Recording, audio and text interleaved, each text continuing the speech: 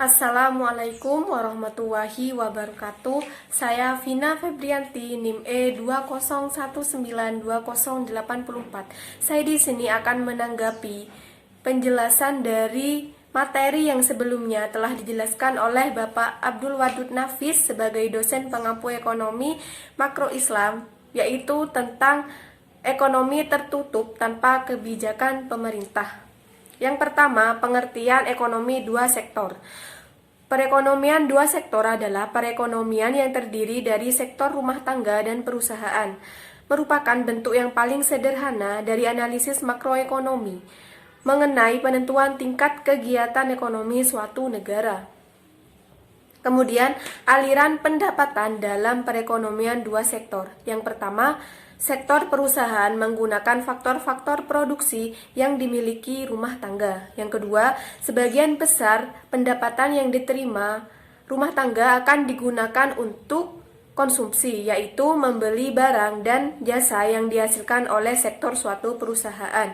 Yang ketiga adalah sisa pendapatan rumah tangga yang tidak digunakan untuk konsumsi akan ditabung dalam institusi keuangan.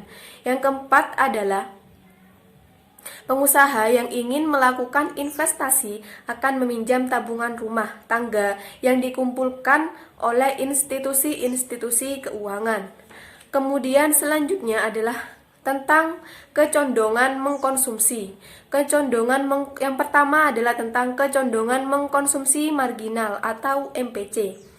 Merupakan perbandingan di antara pertambahan konsumsi yang dilakukan dengan pertambahan disposable income, yang sehingga diperoleh MPC sama dengan delta C per delta YD. Kemudian yang kedua adalah kecondongan mengkonsumsi rata-rata atau APC, merupakan perbandingan di antara tingkat konsumsi dengan tingkat disposable income, sehingga diperoleh APC sama dengan C per YD. Yang selanjutnya adalah tentang kecondongan menabung. Yang pertama, kecondongan menabung marginal atau MPS merupakan perbandingan di antara pertambahan tabungan dengan pertambahan disposable income. Yang kedua adalah kecondongan menabung rata-rata, menunjukkan perbandingan di antara tabungan dengan pendapatan disposable. Selanjutnya adalah tentang fungsi konsumsi dan tabungan.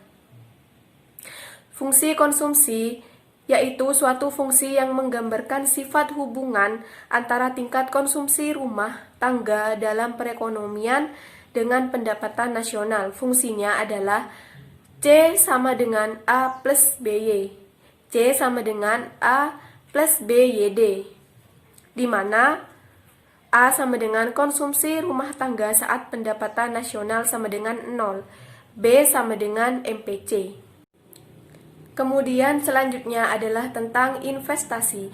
Investasi adalah biasa sering disebut dengan penanaman modal. Investasi merupakan komponen kedua yang menentukan pengeluaran agregat.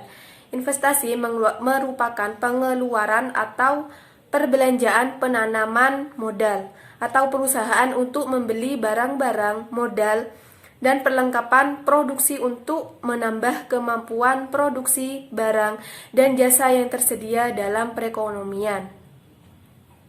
Investasi meliputi pengeluaran untuk 1. Pembelian barang modal, yaitu mesin-mesin dan peralatan produksi lain untuk mendirikan berbagai jenis industri dan perusahaan. Yang kedua, penggantian barang-barang modal yang telah didepresiasikan.